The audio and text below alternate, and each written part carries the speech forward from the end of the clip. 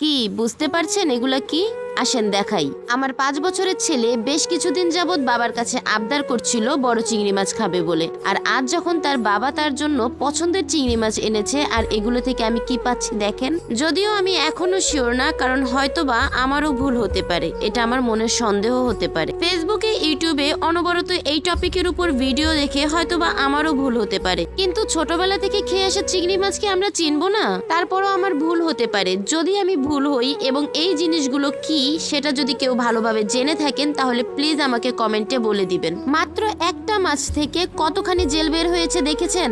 আর শুধু এই একটা না, প্রত্যেকটা মাছের মধ্যেই আমি জেল পেয়েছি। হয়তোবা অনেকে প্রশ্ন করতে পারেন যে আমি মাছগুলো কোথা থেকে কিনেছি। এই মাছগুলো আমার হাজবেন্ড শাজাদপুর উপজেলার বেলতল বাজার থেকে আজকে সকালে কিনেছে। মাত্র এই কয়টা মাছে আমি কি পরিমাণ জেল পেয়েছি আপনারা কি দেখেছেন? আমার তো ভাবতেই অবাক লাগছে। গ্রামের মতো ছোট্ট একটি লোকাল বাজারেও এখন এই ধরনের খাবার পাওয়া যাচ্ছে। আর একজন মা হিসেবে তো আমি আরো বেশি চিন্তিত। আমরা বাবা মায়েরা তো সন্তানের সকল আহ্লাদ পূরণ করতে ব্যস্ত, কিন্তু নিজের সন্তানকে টাকা দিয়ে বিষ খাওয়াচ্ছি না তো।